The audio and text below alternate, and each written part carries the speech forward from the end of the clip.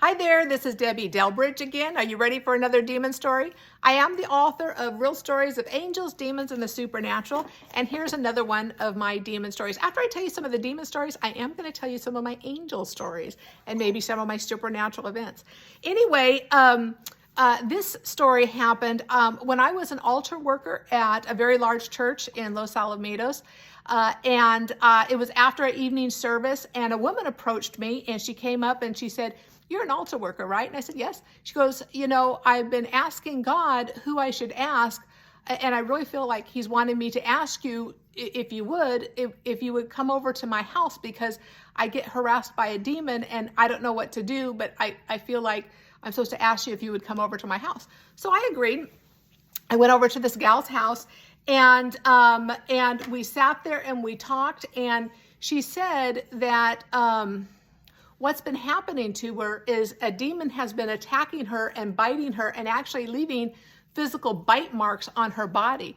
So she showed me some of them. I mean, she had one like on the back of her knee. She had one on her back. It wasn't something that obviously she could do to herself. The demon wasn't using her own mouth to bite her. Somehow this demon got up under her skin and was leaving bite marks at different places. And I asked her about that, and of course, before we prayed, and she was saying, she goes, "I don't know what to do. It's terrifying my children," because she had 2 young children, and they hear me screaming in pain when this thing bites me, and I gotta get rid of it. And I asked her, a little bit of information about it, and she thought that the demon thinks it has a right to be in her, harassing her, because she has an area of continued disobedience. For her, she says that God had told her to stop smoking and she hasn't. And so this demon kind of rubs it in her face saying, "Well, you don't have any control over me because you're disobeying God." So I was able to, one, pray for her to get rid of that thing, but also kind of give her some counsel. All of us have areas of imperfection. Yes, if we have an area of continued disobedience, we need to correct that. Yes, she needed to quit smoking. Not that smoking is this big evil thing. It's because God knows better than we do. And maybe there could be a more dramatic health risk to her specifically.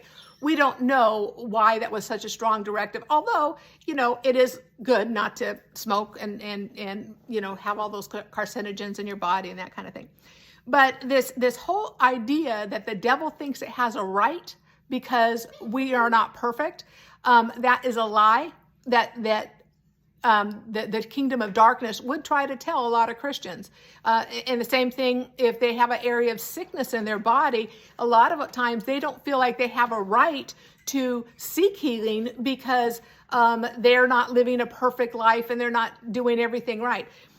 We are made righteous by the blood of Jesus. We are made righteous and holy because of what Christ did on the cross, not because of our own works. So that is an important revelation that we as Christians need to get an understanding of, so that we don't tolerate demonic activity in our life with some stupid imp demons that think they have a right to be there. They don't. We are blood-bought children of God. Those demons do not have a right to harass you, harass your children, attack your body with bites or even physical ailments. God has made us more than a conqueror. Greater is he that's in us than he that's in the world. God has empowered us to kick those things out of our lives, and we are in right standing with God even when we have imperfections and sin in our life. Now, it's a good idea to work on those areas of sin, absolutely, but we shouldn't tolerate this mindset of, well, it's my own fault because I'm not doing this and that and that other thing.